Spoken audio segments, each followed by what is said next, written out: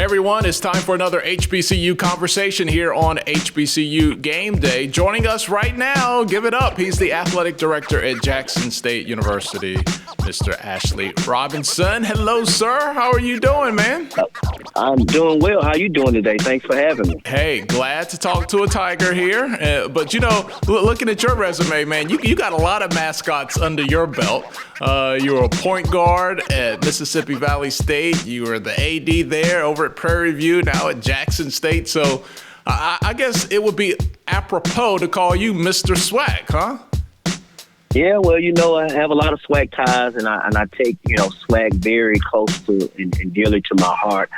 You know, I have a very invested interest in the Southwestern Athletic Conference and HBCUs, and, you know, I'm one of those people that say we can get it done at HBCUs, and I want to show the world that we can make some things happen and do a lot of great things for our student athletes and for the HBCU and the community, athletic community as a whole. So what have the challenges been? Let's start in the present, and then we'll work our way around a little bit. The coronavirus pandemic shut everything down. I know it was a lot of moving parts for the NCAA, for all of the schools. What was it like being a leader during this time, the last month, last few weeks, when just everything has been so fluid? Very tough as a leader, very tough, you know, especially when you have 330, 340 student athletes that, you know, that look at you and say, hey, what are we going to do? You know, and the number one thing is, you know, I always look out for the safe and health of our student athletes. And that's what we wanted to put some things in place to make sure that, you know, we was protecting them from a safety and a healthy standpoint. Of course, you know, competition was canceled, you know, and that was a big deal for our student athletes and our coaches and our alums and our fans, you know, in the sports community. But the most important piece was to making sure that our athletes were for their safe and healthy. That was the most important piece, and making those decisions at those times to protect them, to make sure they're safe. I think that was the biggest piece for me. You know, we need these, you know, shut everything down, you know, workouts. The weight room, you know, no individual workouts, no practices. So we was able to, you know, shut all those activities down. But one thing that we kept going that was very important to me was the academic piece. You know, we ramped up our compliance and academic staff along with the university, and our president, Hudson, had put a good plan in place to support our student athletes from an academic standpoint, to make sure that they're successful as continue their progress towards degree, as continue graduation, and continue the high GPAs and the great APRs that we have, and putting those things in place to make sure they're was successful from a remotely standpoint. I think that's the biggest piece now. You know, the piece that I'm worried about now is not so much of a competition piece or the competition. Are we, you know, helping these students be successful outside of sports from an academic standpoint as they do online and remotely work, and giving them the technology and the things they need to be successful, and updates weekly by week to make sure we're supporting them so they can be successful from an academic standpoint. And right now, that's our biggest focus, is to make sure we can support them and update and follow up with them from an academic standpoint. And I know your heart goes out, and you're very empathetic because you know, were an outstanding student athlete yourself. And, you know, a lot of people look at athletes as, you know, they'll just overcome adversity because that's how they're wired. But I mean, to go home and just to assume that everybody has the proper infrastructure and the devices and the Wi-Fi, and, you know, not thinking about what their younger siblings, you know, demands might be. There's a lot going on a case-by-case basis. Yeah, very lot going on, and you're absolutely right. You know, technology piece, Wi-Fi, you know, it takes a lot to do online instruction. And, you know, believe it or not, there's a lot of students, and I'm not just athletes, but there's a lot of students that, you know, don't have the technology or can't afford the Wi-Fi.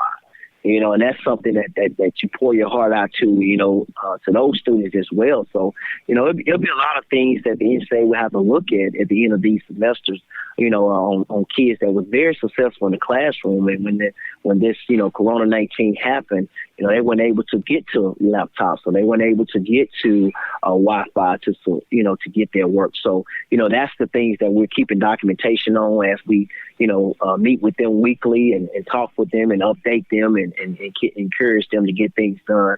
I think the majority of our student athletes are doing a very, very good job are handling that situation even without technology. They're making a way to make things done, and that's something that athletic does for you. It teaches you a way of life to on the court and outside the court, on the court and outside the court. It teaches you a lot. Time management. It teaches you a whole lot. And once you're an athlete in college, an athlete your whole life. Once you graduate, you continue, and you no longer playing sports, and a lot of people look at athletes, for jobs because of that time management and because of the experience they have doing day-to-day activities and being on time. So, hats off to, all the athletes out here, but hats off to Jackson State University athletes because they're really doing a really good job in handling this COVID-19 situation. We're talking with Ashley Robinson. He's the athletic director at Jackson State University. You guys are coming right before the COVID-19 hit. You guys were the crown jewel of the SWAC when it comes to exposure. The SWAC, the snacks phenomena was in full right. swing. That was a pretty amazing time and a very beneficial time for you guys when you look at exposure, because you have to, especially when it's positive, you have to take it where you can get it. Right. I think that was very big, and it couldn't happen to a better young man. I mean, Thomas Sack Lee, incredible young man. I had an opportunity to meet him 2 years ago. He's a young man that's been around Jackson State University since he was a little boy, a little kid. He's been a ball boy. He's been a manager. He went to school at Jackson Public Schools. He loved Jackson State, been around, and it couldn't happen to a better young man. Great student. He's planning to graduate in May. And when we talked about the opportunity, it was something that, we really had to think out because we had to go and get him certified with the NCAA. We had to talk to Coach Brennan. And, it was something that our head coach really, really wanted to do for this kid. And it's something that he asked to do on senior night. And, a lot of kids don't get that dream. And he was able to get that dream at a university that he's been around for a long, 18 and 19 years of his life. So that was very big for me. And things like that is the reason why, as an athletic director, we do what we do every day. See that smile, to see those type of experiences for that young man and to see all the exposure that not only the university received, that he received as an individual. And I thought that was very big for me. I was so happy and interacted with him weekly. He was one of the athletes that, managers that I was mentoring, and, he wanted, a job after graduation. He wanted to be a coach, manager, and to see that happen to a young man that has the dreams and the aspirations that he has. I mean, it could happen to a better person. And so happy for him. And, I know COVID-19 kind of put a little damper in his exposure, but I think, a lot of things are still going on with him. A lot of people are still contacting him. And, that was a really big deal for the university and for Thomas Sack Lee.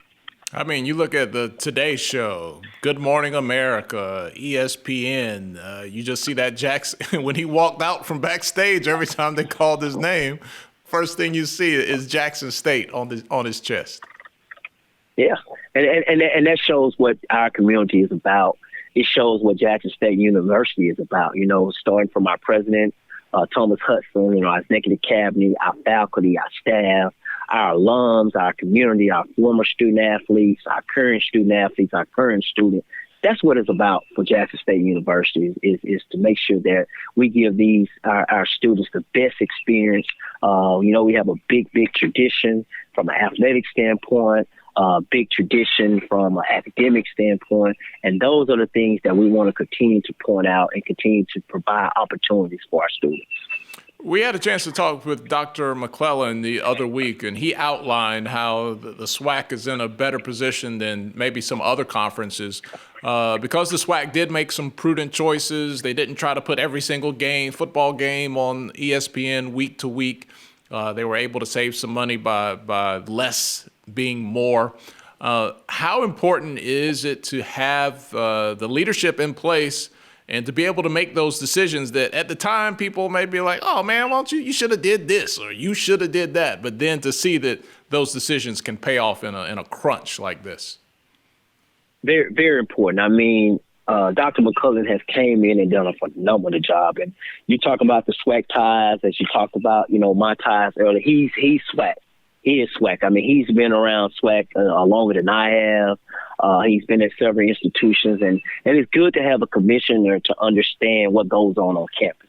A lot of times you have commissioners, they just in the conference offices, they just don't get the day-to-day and stuff that we go through from a day-to-day standpoint on campus. And his leadership, his experience, his critical thinking, I mean, he's the best thing that, the Southwestern Athletic Conference, has had in a long time. And he's really doing a really good job, to support our institutions, to support our student athletes, and knowing what it takes to grow a conference. I go on the record to say this: we have one of the best commissioners in the country. You look at our HBCU conferences, and you look at the individual. I mean, you just look at his credentials. I mean, he's on the D1 basketball committee. How many commissioners on a FCS level that are on those type of committees, and especially from an HBCU. That's one of the top committees that's out there, So during the week that we get ready for tournament, I mean, he's in a room with, Power 5 ADs making decisions on the tournament. He's making those decisions. He's in the room with the people that make the decision, and he's also a great decision maker. And to have a leader like that in a time like this to say, hey, we're in good shape. We've done a really good job in last year in organizing and structure. And you just look at what he's done in a short time for the conference. And I just know that, the future is bright and the best is yet to come. And I'm very excited about the leadership of Dr. Charles McCullough. Agreed. Could not agree more. The NCAA tournament is all about storylines. You guys were in the semifinals. You were in the game. That would have been, imagine that. You guys going to the tournament, snacks is like the hottest thing out. I think the girls could have, very easily made it as well. I know you don't want to sit back and think what if, because you can't control that, but you guys were cooking at the right time on both sides, both men and women. We was hot, very hot. We was very hot on both sides of the ball. Women's basketball had a phenomenal year, 16-2 in the conference. They clinched the regular seasons, 2 or 3 games prior to the regular season. Men's basketball had won 5 in a row. That's their second winning streak in the conference. They was hot at the time and going in playing some really, really good ball. We played our first rounds against Alcorn and had a really, really good game against our rivalry. And I just really think that, we was gonna do really well in the tournament. If I had to make a prediction, I really think that men's and women's basketball was going to win the SWAC tournament. I mean, we think it's going to be very successful. It's all about, I tell people basketball is all about March. And, you make it in March and you're hot at that right time. That's the thing about basketball, getting hot at the right time. And I think we was hot at the right time in both sports. So that prediction, for me, I really think we was going to be very, very successful in the SWAC tournament. Yep, they were looking good for sure. During your time at Prairie View as athletic director there, you were instrumental in raising a lot of funds, a lot of buildings, facility, a lot of brick and mortar. What does it take to make that facility magic happen? Is it more about getting individual donors and alums excited? Is it more about hitting the community and the corporations hard? How does that work, and what's the what way did you find was the best way to go about that? Well, I always say in building an athletic program, the first thing is you got to have the support of your president. I mean, you can come in with a vision of what you want to do, and you can have, great support, but you got to get the buy-in of our president. And Dr. George Wright did a really good job of growing Prairie View at the time. And he had a vision, and we had a vision together. And that was the number one thing. We had to buy in for our president. And number 2, we had a great foundation. Roy Perry was our foundation president. He understood, and he really wanted to build that. And he started the conversation with the corporations and the alumni and the companies. And I always say, if you got president support, you have a great foundation, and your system is behind, pushing it and understand what it takes to grow an institution. And anybody know that any good athletic program, you're going to be successful with enrollment. You're going to be able to grow the institution. So you got to understand, where to invest your dollars in. So, I had a vision and a plan, and I had some great people around me that supported that vision. And with that vision, we took that and we did a lot of great things. We did naming rights. We had a lot of great companies. We had a lot of alumni support. We even had student support. Our students even, voted a student fee for athletics. And also they voted a fee for facilities for athletics. So, we had all those different, scenarios of support, but it starts with leadership. If you got great leadership and you got great supporters that wants to support your vision and what you're doing, I think you're going to be very, very successful when it comes to growing the athletic department. And as you know now, facilities are the key. You got to have great facilities in order to really, grow an athletic department. That's what your athletes are looking at. They're looking at facilities. They're looking at your apparel deals. They're looking at your top companies and corporate areas in your areas to support you. And you got to have great community initiatives, and you got to have great buy-in with the community. And you get all those buy-ins, I think the revenue and the things like that will come.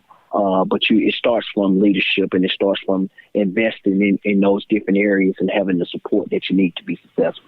It's interesting when you talk about recruiting and what matters to athletes. You guys are in a great position in football. You have Jalen Jones there, who started out at Florida.